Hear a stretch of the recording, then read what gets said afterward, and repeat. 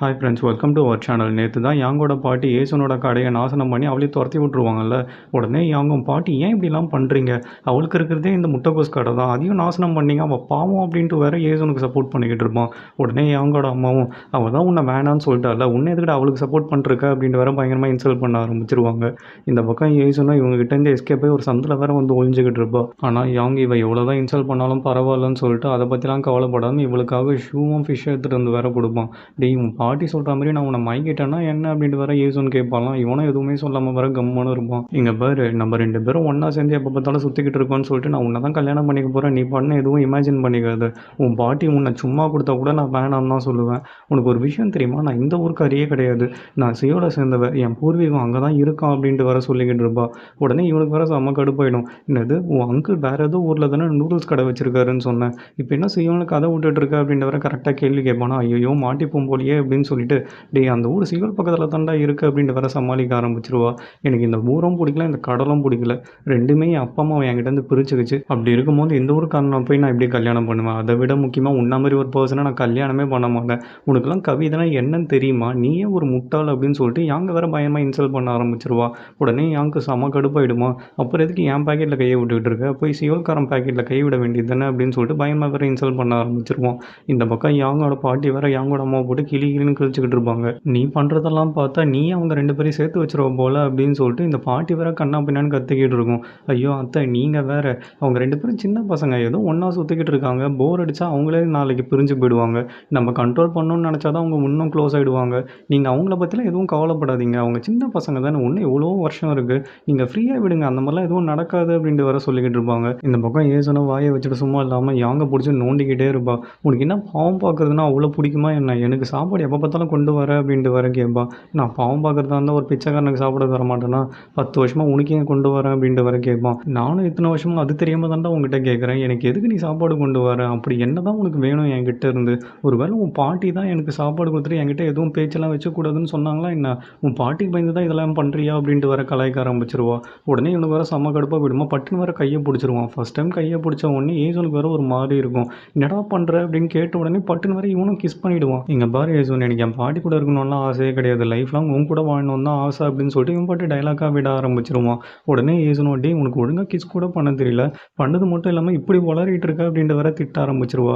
நீ எவ்வளோ வேணாலும் திட்டிக்கோ, லைஃப் லாங் கூட திட்டு, நான் கம்முன்னு கேட்டுக்கிட்டு இருக்கேன், ஆனால் கேட்கும் போது சும்மா கேட்க மாட்டேன், உன் லிப்ஸியை தான் பார்த்துக்கிட்டு இருப்பேன். இப்போ கூட பாரு, அது அவ்வளோ ஷைனிங்காக இருக்குது, இப்போ கூட நான் ஏதோ ரெடியாக இருக்குன்னு என்கிட்ட சொல்கிற மாதிரியே இருக்குது அப்படின்ட்டு வர இவன் பாட்டு கண்ணா பின்னான்னு வளர ஆரம்பிச்சிருவான். அடப்பாவி, இப்போ தான் உனக்கே அது தெரியுதா, நான் 14 வயசுலேருந்து இந்த மூமெண்ட்டுக்கு தான் வெயிட் பண்ணிட்டு இருந்தேன் அப்படின்னு சொல்லிட்டு இவ்வளோ வர அவளோட மனசில் இருக்கிறதெல்லாம் வேற சொல்லிடுவா. 2 பேருமே லைஃப்பில் ஃபஸ்ட் டைம் வேறு கிஸ் பண்ணிப்பாங்க. ஆனால் நம்ம ஏசன் சும்மா இருப்பா, அதாவது திருப்பி வேறு ஃபஸ்ட்லேருந்து ஆரம்பிப்பா. டே நம்ம கிஸ் பண்ணிக்கிட்டோம் தான், ஆனால் அதுக்காகலாம் நான் உன்னை கல்யாணம் பண்ணிக்க மாட்டேன் அப்படின்ட்டு வேறு வளரிட்டு இருப்பா. இவளுக்கு வேறு வேலை இல்லை, சும்மா இப்போ பார்த்தாலும் வளரிட்டே இருப்பா அப்படின்னு சொல்லிட்டு அவங்க வேறு ஏதோ டாப்பிக்லாம் வேறு பேசிக்கிட்டு இருப்பான். இப்போ எதுக்கு டாப்பிக்கை சேஞ்ச் பண்ணுற, வாயை மூடு அப்படின்ட்டு வேறு ஏசனும் சண்டை போட்டுக்கிட்டே இருப்பா. ஆனால் அவங்ககிட்ட அவ்வளோ சீன் போட்டு வீட்டுக்கு வரும்போது ஃபஸ்ட் டைம் நான் கிஸ் பண்ணிட்டேன் அப்படின்னு சொல்லிட்டு டான்ஸ் ஆடிக்கிட்டே வேறு செம்ம ஜாலியாக வருவா.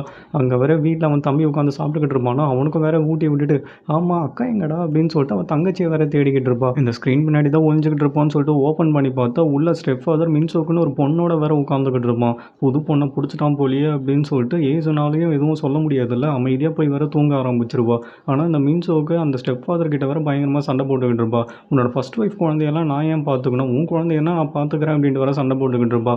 அதை கேட்கும் போது ஏசுனுக்கு வேற பயங்கர ஹர்ட்டிங்காக போயிடும். இதுக்கு மேலே இந்த வீட்டில் நம்மளால இருக்க முடியாது போல அப்படின்னு சொல்லிட்டு அவன் அங்கிள் வீட்டுக்கு வேற திருப்பி போயிடுவா. அவங்க பாட்டி கிட்ட உட்காந்து வேற புலம்பிக்கிட்டு இருப்பாலும் அவன் அங்கிள் வேற ஓவராக பேச ஆரம்பிச்சிருவான். நாங்களே கஷ்டத்தில் இருக்கோம், இவ்வளோ நாள் அந்த ஃபேமிலிக்காக தானே உழைச்சிட்டு இருந்தேன், இப்போ உனக்கு கஷ்டம்னோடனே இங்கே வந்துட்டியா, என்ன காலேஜ் போகணும் ஃபீஸ் கட்டணும்னு சொல்லிட்டு எங்கள் உயிரை அங்கே வந்திருக்கியா அப்படின்ட்டு வேற பேசிக்கிட்டு இருப்பான். அவங்களே கஷ்டத்தில் தான் இருப்பாங்க, அவங்க கஷ்டத்தை பார்த்துட்டு ஒரே ரூம்லேயே எல்லாரும் தங்கியிருக்கீங்க அப்படின்லாம் வேற கேட்டுக்கிட்டு இருப்போம். உடனே அந்த பாட்டியும், உனக்கு என்னாச்சு ஏசுன், உனக்கு காலேஜ் போகணுன்னு ஆசையாக இருக்கா, ஃபீஸ் கட்டணுமா அப்படின்ட்டு வேற கேட்பாங்க. அதுக்கு அந்த அங்கிளும்மா, சேவிங்ஸ் ஏதாவது வச்சுருக்கீங்களா என்ன, நானே ரொம்ப கஷ்டத்தில் இருக்கேன், எனக்கு கொடுங்க, இந்த ஓடி போன நாய்க்கெல்லாம் கொடுக்காதீங்க அப்படின்ட்டு கண்ணா பின்னான்னு பேச ஆரம்பிச்சிருவோம். உடனே அந்த பாட்டியும் வாயை மூடில எனக்கு தெரியும் அப்படின்னு சொல்லிட்டு இவனை பிடிச்சி வர கத்த ஆரம்பிச்சிருவாங்க. காலையில் ஏஜனோ வீட்டுக்கு வந்து பார்த்தா அவன் அம்மாவோட ஃபோட்டோலாம் அந்த மின்சோ கீழே எடுத்து வச்சிருப்பா. எவ்வளோ தைரியம் தான் என் அம்மாவோட ஃபோட்டோவை நீங்கள் தொட்டிருப்பீங்க, இதெல்லாம் என்னன்னு கேட்க மாட்டீங்களா அப்படின்னு சொல்லிட்டு அவள் ஸ்டெப் ஃபாதர் கிட்ட வர கேட்பாலாம். அவன் பாட்டு அமைதியாக உட்காந்து ஐஸ்கிரீம் சாப்பிட்டுக்கிட்டு இருப்பான். இதுக்கு மேலே நீங்களே சொன்னாலும் என்னால் இந்த வீட்டில் இருக்க முடியாது, நான் இந்த வீட்டை விட்டு வெளில போகிற மாதிரி எதே எனக்கு சேர வேண்டிய காசை கொடுங்க, என் குழந்தைங்களையும் இந்த வீட்டையும் பார்த்துக்கோ, உனக்கு காலேஜ் ஃபீஸ்க்கு நான் காசு தரேன்னு சொன்னீங்க, இப்போ என்ன அமைதியாக உட்காந்துட்டு உட்காந்துட்டு இருக்கீங்க அப்படின்ட்டு வேற சண்டை போட்டுட்டு இருப்பான். உடனே மின்சுக்கு இத்தனை வருஷம் உனக்கு போக இடம் இல்லைன்னு சொல்லிட்டு இவரு தான் இங்கே வச்சு உன்னை பார்த்துக்கிட்டாரு. இப்போ என்ன உனக்கு காசு வேற வேணுமா அப்படின்னு சொல்லிட்டு வேற கண்ணா பின்னான்னு கத்த ஆரம்பிச்சிருவா. என் அம்மா மேலெல்லாம் சத்தியம் பண்ணீங்க, கொடுக்கலன்னா கொன்னுடுவாங்கலாம் சீன் போட்டீங்க, இப்போ என்ன இப்படி அமைதியாக உட்காந்துட்டு இருக்கீங்க அப்படின்ட்டு வேற கேட்பா.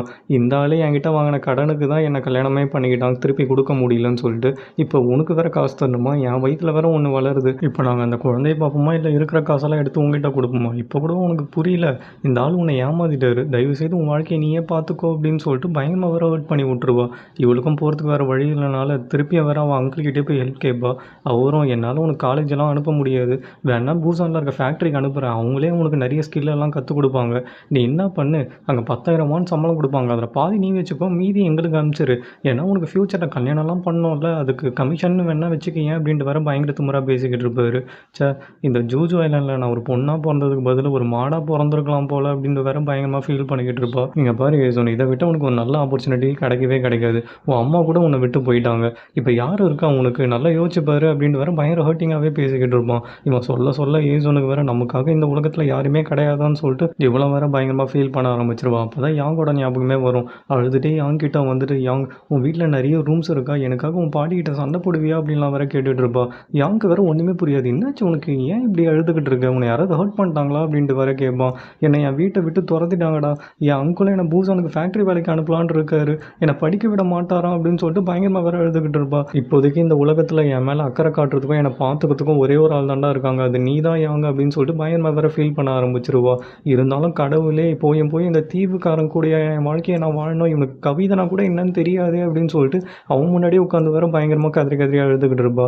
உடனே இவனும் எனக்கு கவிதைலாம் தெரியும் அப்படின்னு சொல்லிட்டு வாய்க்கு வந்ததெல்லாம் வேற கவிதைன்ற பேரில் அடிச்சு விட்டுக்கிட்டு இருப்பான். இவன் பைத்தியம் மாதிரி கத்துறத பார்த்துட்டு ஏசோனும், இப்போ என்ன உனக்கு கவிதை தெரியணும் நான் நம்பணும் அவ்வளோதானே, சரி அதை விடு, எனக்கு பிடிச்சதெல்லாம் எனக்கு வாங்கி தருவேன், எனக்கு காலேஜுக்கு அனுப்பிவேன், என்னை படிக்க வைப்பியா அப்படின்லாம் சொல்லிட்டு ஒரு லிஸ்ட்டே வேற போட்டுக்கிட்டு இருப்பா. ஆனால் நம்மளால் தான் ஃப்ராங்காக பேசுவார்ல, என்னால் நீ ஆசைப்படுறது எல்லாத்தையும் கொடுக்க முடியுமான்னு தெரியலன்னு வேற சொல்லிவிடுவான். அட முட்டா பயலே, ஒரு பேச்சுக்குன்னா நீ ஆசைப்பட்டது எல்லாத்தையும் நான் உன் காலடியில் எடுத்துகிட்டு வந்து கொட்டுவேன்னு ஒரு பேச்சுக்கு நான் சொல்ல வேண்டியதாண்டா அப்படின்ட்டு வேற குழந்தை மாதிரி அடம் பிடிச்சிக்கிட்டு இருப்பா. ஆனால் நம்மளால் தான் இன்னசென்ட் இல்லை, உடனே வேற அக் பண்ணிக்கிட்டு என்னால் உங்ககிட்ட பொய் சொல்ல முடியாது ஏசுன்னு அப்படின்ட்டு வேற ஆறுதல் சொல்லிக்கிட்டு இருப்பான். இதுக்கப்புறம் நம்ம 2 பேரும் ஒன்றாவே இருக்கலாம்னு சொல்லிட்டு 2 பேருமே ஆர்வ கோளாறுத்தனமாக இந்த ஊரை விட்டே ஓடி போகணுன்னு வேற பிளான் பண்ணியிருப்பாங்க. போகிறதுக்கு செலவுக்கு வேணும்ல, அதனால ஏசுன் என்ன பண்ணுவா, மின்சுக்கோட ட்ரெஸ்ஸு அவளோட ஜுவல்ஸ் எல்லாம் வேற தூக்கிட்டு போயிடுவா. இந்த பக்கம் நம்ம யாங்க அவனோட பாட்டியோட கோல்டு தவளை மற்ற ஜுவல்ஸ் எல்லாம் வேற எடுத்துகிட்டு வந்துடுவான். அதை பார்த்த உடனே ஏசுனோ, டே உன் பாட்டி என்ன ஜெயிலில் தள்ளாமல் விடாது போல, சரி நான் உங்ககிட்ட ஒரு முக்கியமான விஷயம் சொல்லணும், உனக்கு பயமாக இருந்ததுன்னா சொல்லு, இப்பயே நீ வீட்டுக்கு திரும்பி போயிடு, நான் என்னை பார்த்துக்கிறேன், ஏன்னா நம்ம ஒன்ஸ் போயிட்டோன்னா திருப்பி இந்த ஊருக்கு வர முடியாது, நம்ம லைஃப்பை நம்ம தான் பார்த்துக்கணும், நல்லா யோசிச்சுப்பாரு அப்படின்ட்டு வேற சொல்லுவான். இவனும் நல்லா யோசிச்சு பார்த்துட்டு பட்டுன்னு வேற கிஸ் பண்ணிவிடுவான். இதுக்கு மேலே நம்மளுக்கு டைம் இல்லை, வா போகலாம் அப்படின்னு சொல்லிட்டு ஏசுனியை வேற இழுத்துட்டு போயிடுவான். இந்த மாதிரி தான் 2 பேருமே அந்த ஊரை விட்டு ஓடுவாங்க. ஒரு வழியாக இவங்களும் பூசானுக்கு போகணும்னு சொல்லிட்டு பூசான் போகிற கப்பலில் வேற ஏறி உட்காந்துப்பாங்க. இவங்க கிட்ட டிக்கெட்டாக இருக்காது, ஐடிஸும் இருக்காது. இவங்க கிட்ட நேரம் கேப்டன் கிட்ட வேற மாட்டிப்பாங்க. கேப்டனும் உங்கள் ஐடிஸை எடுங்க, உங்களை பார்த்தாலே சின்ன பசங்க மாதிரி இருக்குது அப்படின்ட்டு வேற கேட்டுக்கிட்டு இருப்பாரு. இவங்க 2 பேருமே எதுவுமே பேசாமல் அமைதியாக வேற உட்காந்துக்கிட்டு இருப்பாங்களா. நீங்கள் பேசுறத பார்த்தா நீங்கள் 2 பேரும் மைனஸ் போல், என்னடா தம்பி இந்த பொண்ணை நைஸாக தள்ளிட்டு வந்துட்டியா அப்படின்னு வேற கண்ணா பின்னான்னு பேச ஆரம்பிச்சிருவான். இந்த காலத்து பசங்களுக்கு கொஞ்சம் கூட வெக்கமே இல்லை, முளைச்சி 3 எல்லாம் வெட்டுறாங்களோ இல்லையோ இந்த மாதிரி ஆர்வக்கோளாறு வேலைலாம் பார்க்குறாங்கன்னு சொல்லிட்டு வாய்க்கு வந்ததெல்லாம் வேற பேச ஆரம்பிச்சிருவான். ஏசுனுக்கு வேற சமக்கம் வந்துருமா, இப்போ என்ன உங்களுக்கு, நாங்கள் இந்த கப்பல் இருக்கக்கூடாது அவ்வளோதானே, எங்களை வேணால் பிடிச்சி வெளில தள்ளி விட்டுருங்க அப்படின்ட்டு வேற கத்த ஆரம்பிச்சிருவா. உடனே கேப்டன், என்னம்மா நீ இவ்வளோ திமிரா பேசுகிறேன், உன் அப்பா என்ன பெரிய பொலிட்டீஷியனா, நான் உங்கள்கிட்ட ஐடி தானே கேட்டேன் அப்படின்னு சொல்லிட்டு வேற சண்டை போட்டுக்கிட்டு இருப்பான். ஆனால் நம்ம யாங்க ஏஞ்சி நின்று முறைக்க தான் முறைப்பானே தவிர எதுவுமே வேற பேச மாட்டான். இதுக்கு மேலே இவனை நம்மனா வேலைக்கு ஆகாது அப்படின்னு சொல்லிட்டு ஏசுனே, நாங்கள் மைனஸாக இருந்தால் கல்யாணம் பண்ணிக்க முடியுமா, உங்களுக்கு கொஞ்சம் கூட அறிவு இல்லையா, ஹனி வாங்க நம்ம போகலாம், இவங்கிட்டலாம் என்ன பேச்சு அப்படின்னு சொல்லிட்டு யாங்க இழுத்துட்டு வேற கப்பலுக்குள்ளே போயிடுவா. ஒரு வழியாக இவங்களும் பூசானுக்கு ரீச் ஆகிடுவாங்களாம். பூசானுக்கு ரீச் ஆன உடனே செலவுக்கு காசு வேணுமே அப்படின்னு சொல்லிட்டு ஒரு அடகு கடைக்கு போயிட்டு அவங்க பாட்டியோட நகையெல்லாம் வேற அடமானத்துக்கு வைப்பாங்க. ஆனால் அந்த அடகு கடையில் இருக்கிற பொம்பளையும் இவங்கள நம்பவே மாட்டான். அவங்ககிட்ட ஐடிஸ் ஏதாவது இருக்கா, யார் நகை இது அப்படின்லாம் வேற கேள்வியாக கேட்டுட்டு இருப்பா. அதுக்கு ஏசோனும், பூசான்காரங்கெல்லாம் கஸ்டமர்ஸ் கிட்ட இப்படி தான் கராராக பேசுவீங்களா அப்படின்ற வேற கண்ணா பின்னான்னு பேச ஆரம்பிச்சிருவா. இதெல்லாம் உங்களது மாதிரியே எனக்கு தெரியல, ஏதோ நீங்கள் திருடிட்டு வந்த மாதிரி இருக்குது, ஒழுங்காக ஐடி இருந்தால் கொடுங்க அப்படின்ட்டு வேற அந்த கடைக்காரையும் திருப்பி திருப்பி அதுவே கேட்டுக்கிட்டு இருப்பா. அதுக்கு யாங்க, மேடம் நான் உண்மையை சொல்லிடுறேன், நாங்கள் ஊரை விட்டு ஓடி வந்த கப்புள்ஸ், எங்ககிட்ட ஐடிஸ்லாம் எதுவும் கிடையாது, இது என் பாட்டி நகை தான் அப்படின்ட்டு வேற உண்மையை சொல்லிவிடுவான். அவ்வளோ வேற என்ன சொன்னாலும் அதை ரீசனாக எடுத்துக்காமல் எனக்கு ஐடி தான் வேணும்னு சொல்லிட்டு காசு கொடுக்க முடியாதுன்னு வேற சொல்லிவிடுவா. அட்லீஸ்ட் தங்கத்துக்குன்னா ரூம் வேணுமே அப்படின்னு சொல்லிட்டு பக்கத்தில் வேற ஒரு சின்ன ஹோட்டல் இருக்கும். அங்கே இருக்க ரிசப்ஷனிஸ்ட்டு கிட்டேயும் எங்களோட பர்ஸை திருடிட்டு போயிட்டாங்க, எங்ககிட்ட காசு இல்லை, இந்த எங்கே வச்சுட்டு ஒரு ரூம் தரீங்களா அப்படின்ட்டு வேற கேட்பா. அந்த ரிசப்ஷனிஸ்ட் ரிசப்ஷனிஸ்ட்டோட ஒய்ஃபும் உங்களை பார்க்கறதுக்கே யங் கப்புள் மாரி இருக்கீங்க. ஹனிமூன் வந்தீங்களா? ச்சே வந்த இடத்துல போய் உங்க பர்ஸ திருடிட்டாங்களே! ஒண்ணும் பிரச்சனை இல்ல. நீங்க ரூம் எடுத்துக்கோங்க. அப்புறமா கூட காசு தாங்க அப்படின்னு சொல்லிட்டு இவங்க வேற ரொம்ப ஸ்வீட்டா பேச ஆரம்பிச்சுருவாங்க. இந்த பூசான்ல கெட்டவங்க மட்டும் தான் இருப்பாங்கன்னு நினைக்காதீங்க. என்ன மாரி நல்லவங்களும் இருப்பாங்க. இந்தாங்க ரூம் கீ அப்படின்னு சொல்லிட்டு அவங்களே வேற ரூம் கீலாம் வேற எடுத்து குடுப்பாங்க. ரூமுக்கு வந்ததும் ஏஜுனுக்கு வேற ரொம்ப குற்ற உணர்ச்சியோட இருக்கும். நம்ம சொன்னன்ற ஒரே ரீசனுக்காக யாங் எல்லாத்தையும் தூக்கி போட்டு வந்துட்டானே அப்படின்னு சொல்லிட்டு, யாங் நீ எனக்காக உன் ரன்னிங் ரேஸ்லாம் தூக்கி போட்டு வந்துட்டியே, நீ அதை நினச்சு ரொம்ப ஃபீல் பண்ணுறியா அப்படின்ட்டு வேற கேட்பா. நீ வேற ஃப்ரீயாக எனக்கு ப்ரெட்டும் பாலும் கிடைக்குதுன்னு சொல்லிட்டு தான் நான் ரன்னிங் ரேஸே ஓடினேன். நான் பெருசாக ரன்னர்லாம் கிடையாது அப்படின்னு சொல்லி இவன் ஃபீல் பண்ணக்கூடாதுன்னு பச்சையாக வேற போய் சொல்ல ஆரம்பிச்சிருவான். நீ என்னை பற்றி எதுவும் யோசிக்காத, நீ ஸ்கூல் காலேஜெல்லாம் படி, நான் உனக்காக ஃபேக்ட்ரியில் போய் வேலை பார்க்குறேன் அப்படின்ட்டு வேற சொல்லுவான். அதை கேட்டோன்னே ஏஜுனுக்கு வேற பயங்கர டச்சிங்காக போயிடும். யாங் நான் ஏன் உன்னை கல்யாணம் பண்ணிக்க ஒத்துக்கிட்டேன்னு சொல்லிட்டு தெரியுமா? நீ ரொம்ப நம்பிக்கையானவன்டா. நம்ம பல கஷ்டத்தில் இருந்தோம். ஆனால் உனக்கு சாப்பாடு இருக்கோ இல்லையோ, என்ன நீ பத்திரமா பார்த்துக்கிட்ட, எனக்கு தவறாமல் சாப்பாடு கொடுத்துட்டு இருந்த. நீ ஒரு இரும்பு மாதிரி ரொம்ப உறுதியானவன். அதனால தான் நான் உன்னை கல்யாணமே பண்ணிக்க போகிறேன் அப்படின்ட்டு வேற சொல்லுவா. யாங்கும் சரி டைம் ஆகிடுச்சு நீ தூங்கு அப்படின்னு சொல்லிட்டு பெட்டு வேற தனித்தனியாக ரெடி பண்ணி வச்சுருப்பான். அதை பார்த்த உடனே ஏசணும், டே நம்மளுக்கு கல்யாணம் ஆகிடுச்சு ஹனிமூன் வந்திருக்கோம் தான்டா சொல்லியிருக்கோம். நீ இந்த மாதிரி தனித்தனியாக போட்டு அவங்க கண்டுபிடிச்சிட மாட்டாங்க, கொஞ்சம் தள்ளி தான் வந்து படம் அப்படின்ட்டு வேற சொல்லுவா. இந்த பக்கம் ஏசனோட ஸ்டெப் ஃபாதரும் என்ன மீன்ஸோ பார்க்கவே ரொம்ப சந்தோஷமாக தெரியும். உன் திங்ஸ் எல்லாம் எடுத்துகிட்டு போயிட்டா உனக்கு கோவமே இல்லையா அப்படின்ட்டு வேற கேட்பாரு. உடனே மீன்ஸுக்கும் நீங்கள் வேற அந்த யாங்கோட ஃபேமிலியில் அவங்க பாட்டி சேர்த்து வச்ச 2 கோல்டன் தவளையும் அவங்க பேரனையும் தூக்கிட்டு போயிட்டா, அது கூட கம்பேர் பண்ணும்போது எனக்கு ஒன்றும் இல்லை அப்படின்ட்டு வேற சொல்லுவா. அதுக்கு அந்த ஸ்டெப் ஃபாதரும்ப்பா இந்த வயசில் அதுங்களுக்கு எவ்வளோ தைரியம் வரும், பூசான் வரைக்கும் ஓடி போயிருக்குங்க, இந்த நியூஸ் அதுக்குள்ளே ஊரெல்லாம் பரவிடுச்சு, கப்பலில் கூட இதை பற்றி தான் பேசிகிட்டு இருந்தாங்க அப்படின்ட்டு வேற சொல்லுவார். ஆனால் ஏசுன்னு நினச்சா எனக்கு பெருமையாக இருக்குது, எவ்வளோ ரொமான்டிக்கான பொண்ணாக இருக்கால அப்படின்ட்டு வேற மின்சுக்கும் சொல்லுவா. ரொமான்ஸா நீ வேற, சாப்பாடு கஷ்டப்பட்டா தெரியும் இந்த ரொமான்ஸ்லாம் எங்கே போகுதுன்னு சொல்லிட்டு இந்த ஸ்டெப் ஃபாதரும் வாயை வச்சுக்கிட்டு இருப்பான். அப்பன்னு பார்த்து யாங்கோட அம்மாவும் வீட்டுக்கு வந்துருவாங்க. உன் வீட்டிலேருந்து 2 பேரும் என்னென்னலாம் திருடிட்டு போனாங்கன்னு ஒரு லிஸ்ட் எழுதி கூட நான் அவங்க 2 பேரையும் தேடி கண்டுபிடிக்க போகிறேன் அப்படின்ட்டு வேற சொல்லுவாங்க. உடனே மின்சுக்கும் அவங்க ஹஸ்பண்டும் பயங்கரமாக வேற சிரிக்க ஆரம்பிச்சிருவாங்க. இந்த லிஸ்ட்டை வச்சு நீ அவங்க 2 பேரையும் கண்டுபிடிக்க போறியா? அதெல்லாம் சாத்தியமே கிடையாது. நான் ஒரு சேல்ஸ் உமன், என்கிட்ட நிறைய திங்ஸ் இருந்தது, அவங்க என்ன எடுத்துகிட்டு போனாங்கன்னு எனக்கு எப்படி தெரியும், எனக்கு எதுவும் ஞாபகம் இல்லைப்பா அப்படின்ட்டு வேற சொல்லிடுவா. உடனே அந்த ஸ்டெப் ஃபாதரும் இன்றைக்கி தானே உங்களுக்கு ஃபஸ்ட் நைட்டு, இன்னத்துக்கு நடந்துக்கிட்டு இருக்கோம்ல அப்படின்ட்டு வேற ஏற்றி விட ஆரம்பிச்சிருவான். நீ எல்லாம் ஒரு பெரிய மனுஷனா அப்படின்னு சொல்லிட்டு யாங்கோட அம்மாவும் கண்ணா பின்னான்னு கத்த ஆரம்பிச்சிருவாங்க. இந்த பக்கம் ஹோட்டலில் 2 பேருமே ரிசப்ஷனிஸ்ட் ஒய்ஃப் வேற ஃபுட்டும் சரக்கும் எடுத்துகிட்டு வந்து வேற கொடுப்பா. 2 பேரும் நல்லா சாப்பிடுங்க அப்படின்ட்டு வேற சொல்லுவாங்க. 2 பேரும் ஃபுட்டை பார்த்தோன்னே வாயை பொழுது வேற பார்த்துக்கிட்டு இருப்பாங்க.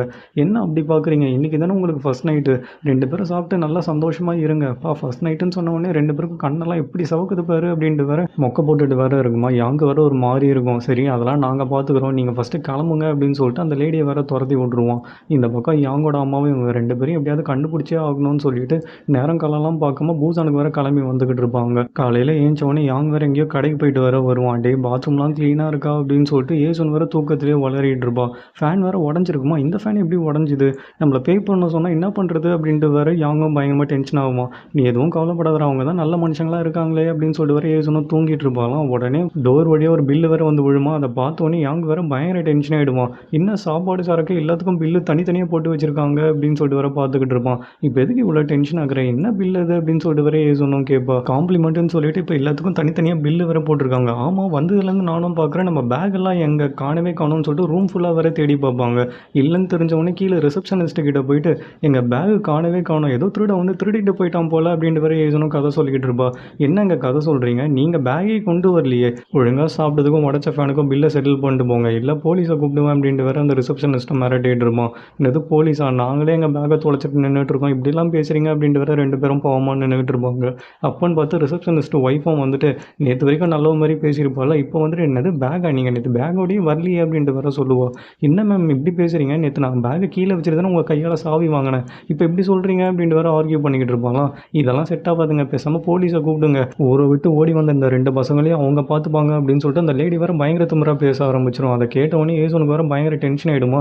நாங்கள் காசு இல்லாமல் வந்தோம் தானே சொல்கிறீங்க, அப்புறம் எதுக்கு எங்களுக்கு ரூம் கொடுத்தீங்க, அது மட்டுமா சாப்பாடு சரக்குன்னு எக்ஸ்ட்ராவெல்லாம் கொடுத்தீங்க, காசு இல்லாதவங்களுக்கு எதுக்கு இவ்வளோ கொடுத்தீங்க, அதுக்கு ஃபஸ்ட்டு பதில் சொல்லுங்கன்னு வேற பாயிண்ட்டாக வேற கேட்பா. அதுக்கு அந்த அங்கிள் இப்போ என்னம்மா இங்கே வந்து லாயர் மாதிரி பேசிகிட்டு இருக்கு, இப்போ போறியா இல்லை போலீஸை கூப்பிட்டுமா, அவங்க வந்து ஜூஜு ஐலாண்ட்லேருந்து உன் பேரண்ட்ஸ் கூப்பிட்டாங்கன்னா என்ன ஆகும்னு தெரியும்ல அப்படின்ட்டு வேற மிரட்ட ஆரம்பிச்சிருவோம். இந்த ஜூஜு ஐலாண்டா, நாங்கள் ஜூஜு ஐலாண்ட்லேருந்து வரோம், நாங்கள் சொல்லவே இல்லையே, உங்களுக்கு எப்படி தெரியும், அப்போ உங்ககிட்ட தான் எங்கள் சூட் கேஸ் இருக்கா அப்படின்னு சொல்லிட்டு வேற ஏசனும் கேட்பலாம். ஐயோ மாட்டிக்கிட்டுமே அப்படின்னு சொல்லிட்டு அந்த அங்கிள் வேற முடிக்க ஆரம்பிச்சிருவான். யாங்கோ நீங்கள் தான் எடுத்தீங்கன்னு ப்ரூவ் ஆகிடுச்சு, மரியாதை எங்கள் சூட் கேஸ் எங்கள் கிட்ட கொடுங்க அப்படின்ட்டு வேற கத்திக்கிட்டு இருப்பான். அந்த சூட் கேஸில் தானே ஏசனோட அம்மா ஃபோட்டோ இருக்குது, என் அம்மாவோட ஃபோட்டோ அதில் தான் இருக்குது, ப்ளீஸ் கொடுங்க அப்படின்னு சொல்லிட்டு வாசலே படுத்து வேற அழ ஆரம்பிச்சிருவா. சொல்லுவா. இங்கே பாரு பொண்ணு, நாங்கள் தான் எடுத்தோன்னு சொல்கிறல்ல, உங்ககிட்ட ஏதாவது ப்ரூஃப் இருக்கா அப்படின்னு சொல்லிட்டு அந்த ஆன்ட்டி வேறு பயங்கர திமிரா பேச ஆரம்பிச்சிடும். இவங்ககிட்ட தான் எந்த ப்ரூஃபும் கிடையாதுல்ல. ஐயோ நம்ம கொண்டு வந்த ஜுவல்ஸும் என் அம்மாவோட ஃபோட்டோவும் அதில் தான் இருக்குது, இப்போ என்ன பண்ணுறதுன்னு தெரியலையே அப்படின்ட்டு வேறு நடு ரோட்டில் தலையை பிச்சுட்டு வேறு உட்காந்துக்கிட்டு இருப்பாங்க. அப்போன்னு பார்த்தா அந்த ஹோட்டலுக்குள்ளே ஒரு குண்டு பொண்ணு வேறு போகும். ஐயோ இந்த பொண்ணை பார்த்தா பாவமாக இருக்குது, நம்மள மாதிரி ஏமாற போகிறான், நம்ம தான் காப்பாற்றணும்னு சொல்லிட்டு ரெண்டு பேருமே வேறு அந்த பொண்ணை காப்பாற்ற பிளான் பண்ணிக்கிட்டு இருப்பாங்க. இவங்க நினச்ச மாதிரி அந்த லேடியும் அந்த குண்டு பொண்ணுக்கிட்ட வந்து ஆட்டையை போடுறதுக்கு ஃபுட்டு சரக்குலாம் எடுத்துகிட்டு வந்து வேற கொடுத்து ஏமாற்றிக்கிட்டு இருப்பா. உடனே இவங்க தான் காப்பாற்றணும்னு டிசைட் பண்ணியிருப்பாங்கல்ல. ஸோ திருட்டுத்தனமாக அந்த ஹோட்டலுக்குள்ளே வேறு ரெண்டு பேரும் எகிரி குச்சி வேற வருவாங்க. நேராக அந்த குண்டு பொண்ணு ரூமுக்கு போயிட்டு, எங்க அவங்க கொடுத்த அந்த ஃப்ரீ ஃபுட்டு சரக்கெல்லாம் சாப்பிடாதீங்க, சாப்பிட்டீங்க அப்புறம் நாளைக்கு காலைல உங்களோட திங்ஸ் எல்லாம் காணாமல் போயிடும் அப்படின்ட்டு வேற சொல்லுவா. அந்த குண்டு பொண்ணு, நீங்கள் என்ன சொல்கிறீங்கன்னு எனக்கு புரியல அப்படின்ட்டு வேற முடிப்பாலாம். ஆமாம் இன்னைக்கு நைட்டு மட்டும் நீங்கள் லைட் ஆஃப் பண்ணாதீங்க, லைட் ஆஃப் பண்ணாமே தூங்குங்க அப்படின்னு சொல்லிட்டு வேற ஏசோன்னு சொல்லிட்டு ஓடிடுவா. கீழே அந்த ரெண்டு ஃப்ராடுங்களும் இந்த குண்டு பொண்ணு எப்போ தூங்க அவள் திங்ஸ் எல்லாம் எப்போ ஆட்டையை போடலாம்னு சொல்லிட்டு வெறிக்க வேற உட்காந்துக்கிட்டு இருப்பாங்க. இவ கடைசி வரைக்கும் லைட்டே ஆஃப் பண்ண மாட்டா. அவங்களுக்கு வேற தூக்கம் வந்துருமா. சரி விடு, இன்னைக்கு ஒரு நாள் நம்மளுக்கு காசு இல்லைன்னு ஆயிடுச்சு, நாளைக்கு அந்த பொண்ணு சாப்பிட்டதுக்கு ஃபுட்டுக்கும் சரக்குக்கும் மட்டும் பில்லை போட்டு அமுச்சு விடு அப்படின்ட்டு வேற சொல்லுவோம். இந்த பக்கம் ஏசோனா, இந்த திருட்டு பசங்க கிட்ட இருந்து நம்ம பேக் எடுக்கணும்னா நம்மளும் இவங்கள மாதிரி திருடி தான் ஆகணும், வேற வழியே கிடையாது. நம்ம அவங்க வீட்டுக்குள்ளே போவோம், நம்ம பேக் இருக்கான்னு பார்ப்போம், இல்லைன்னு வச்சுக்கேன் அவங்க கல்லாப்பீட்டியை தூக்கிடுவோம். இவங்கள மாதிரி திருடுங்க கிட்டேருந்து திருடுனா தப்பே கிடையாது அப்படின்ட்டு வேற சொல்லுவா. ஆனால் யாங்க்கு தான் இது வரைக்கும் திருடி பழக்கமே கிடையாது. அதனால அவனுக்கு வேற கண்ணெல்லாம் கலங்கி டென்ஷன் தாங்க முடியாமல் நூடுல்ஸ் எடுத்து வாயில் போட்டு திணிச்சுக்கிட்டு இருப்பான். ஆண்டி நான் சொல்கிறது உனக்கு புரியுதில்ல, நம்மளாம் ஒரே ஃபேமிலிடா, நீ தான் ஆண் மகனா, இதை லீட் பண்ணணும் அப்படின்ட்டு வேற தைரியம் சொல்லிக்கிட்டு இருப்பா. ரெண்டு பேரும் ஒரு வழியாக அவங்க வீட்டுக்குள்ளே வேற திருடவும் போயிடுவாங்க. எல்லாருமே வேற தூங்கிட்டு இருப்பாங்களாம். அவன் வேற திருட தெரியாமல் சத்தமாக வேற எல்லாத்தையும் போட்டு உருட்டிட்டு இருப்பான். இவங்க எவ்வளோ தேடியும் அவங்க பேக் வேற இருக்கவே இருக்காதான். அதனால கையில் கிடைக்கிறதுல வேற ஏசோனா தூக்க ஆரம்பிச்சிருவா. டி அங்கே தான் கேஷ் பாக்ஸ் இருக்கு பாரு, அதை தூக்கு அப்படின்னு சொன்ன உடனே அவங்க வேற அந்த கேஷ் பாக்ஸை தூக்கிடுவான். இவங்களும் எடுத்த வரைக்கும் போதும் கிளம்பலாம்னு சொல்லிட்டு கிளம்பும் போது கரெக்டாக அந்த குட்டி பொண்ணு நெத்தியில் இவளோட ஃபேவரட் கிளிப்பு வேறு இருக்கும். அது வேற யாங் இவளுக்காக வாங்கி கொடுத்து தான் அதை நைஸாக எடுக்கலாம்னு சொல்லிட்டு இவ்வளோ வேற எடுக்கலான்னு ட்ரை பண்ணுவா. உடனே யாங்கோ, ஏசோ நீ என்ன பண்ணுற, குழந்தை ஏஞ்சிக்க போகுது, நான் உனக்கு வேறு கிளிப்பு வாங்கி தரேன், வா போகலாம் அப்படின்ட்டு வேற கூப்பிடுவானா. இல்லை நான் எடுத்துகிட்டு தான் வருவேன்னு சொல்லிட்டு அவளும் பிடிச்சி இழுப்பாலாம். உடனே அந்த குட்டி பொண்ணை வேற ஏஞ்சிப்பா. அந்த குட்டி பொண்ணு கத்துன கத்தில் ரெண்டு ஃப்ராடுங்களை வேற தூக்கத்துலேருந்து ஏஞ்சிக்குவாங்க. என் வீட்லேயே திருட வண்டிங்களா, உங்களுக்கு என்ன தைரியம் அப்படின்னு சொல்லிட்டு ரெண்டு பேருமே துரத்த ஆரம்பிச்சிருவாங்களாம். நம்ம யாங் தான் ரன்னரில், ஸோ அவன் வேற ஸ்பீடாக ஓடிடுவான். ஆனால் அந்த லேடி ஏசோனை மட்டும் எப்படியோ பிடிச்சிருவாளாம். அவன் மேலே வேற ஏறி உட்காந்து கண்ணா பின்னாடி வேற அடிக்க ஆரம்பிச்சிருவான். உடனே அவன் ஹஸ்பண்டும் கட்டையெல்லாம் தூக்கிட்டு வந்துட்டு, டே திருட்டு பையிலே, மரியாதையை என் கேஷ் பாக்ஸை குடுறா, இல்லை அவ்வளோதான் அப்படின்னு சொல்லிட்டு வேற கத்திக்கிட்டு இருப்பான். உடனே ஏசனோ, யாங் நீ என்னை பற்றிலாம் கவலைப்படாத, நான் மாட்டிக்கிட்டேன், அட்லீஸ்ட் நீனா எஸ்கேப் ஆகு அப்படின்ட்டு வேற கத்திக்கிட்டு இருப்பா. ஆனால் யாங்க்கு தான் இவளை விட்டுட்டு போக மனசே வராதுல்ல. ஸோ அவனை வேற அப்படியே அமைதியாக நின்றுக்கிட்டு இருப்பான். மரியாதையே நீ என் கேஷ் பாக்ஸை கொடுக்குறியா இல்லை இவ்வளோ நான் வித்துட்டுமா அப்படின்னு சொல்லிட்டு அந்த அங்கிள் வேற ஓவராக பேசிக்கிட்டு இருப்பான். அந்த லேடியும் ஏசனோட வயிற்று மேலே வேற உட்காந்துக்கிட்டு இருப்பாள். ஏசனால வலி தாங்க முடியாது, மரியாதையே இறங்க, எனக்கு வயிற்று வலி தாங்க முடியல அப்படின்னு சொல்லிட்டு வலியில் வேற ஏசன் துடிக்க ஆரம்பிச்சிருவா. அதை பார்த்தோன்னே நம்ம யாங்க்கு வேற டென்ஷன் தாங்க முடியாது. அவன்கிட்ட இருந்த அந்த கேஷ் பாக்ஸை வேற தூக்கி ஓரமாக போட்டு அவன் பாட்டு ஓடி வர ஆரம்பிச்சிருவான். இவன் எதுக்கு இப்போ இங்கே ஓடி வரான் அப்படின்னு சொல்லிட்டு ஏசனுக்கு வேற ஒன்றுமே புரியாது. எல்லாருமே வேற வாயை பிளந்து பார்த்துக்கிட்டு இருப்பாங்களாம். இதுதான் சான்ஸ்ன்னு சொல்லிட்டு ஏசனை மேலே உட்காந்துட்டு இருந்த அந்த லேடியோட முடிவை பிடிச்சி லெஃப்ட் ரைட் வேற வாங்க ஆரம்பிச்சிருவா. இந்த பக்கம் யாங்க வேற கட்டையை வச்சுட்டு நின்றுட்டு இருப்பானா அந்த அங்கிள். அவனை அப்படியே எகிரி குதிச்சு வேற எட்டி ஒரு மிதிக்க வருவான். இதோட இந்த எபிசோடு இங்கே முடியுது ஃப்ரெண்ட்ஸ். இதுக்கப்புறம் என்ன ஆச்சுன்னு சொல்லிட்டு நம்ம நெக்ஸ்ட் எபிசோடில் கண்டினியூ பண்ணலாம். அதுக்கு முன்னாடி இந்த வீடியோ உங்களுக்கு பிடிச்சிருந்தா ஒரே ஒரு லைக்கும், இந்த சேனலை சப்போர்ட் பண்ணணும்னு நினச்சிங்கன்னா சப்ஸ்கிரைபும் பண்ணி வச்சுக்கோங்க. நெக்ஸ்ட் வீடியோவில் பார்க்கலாம். until then bye bye friends.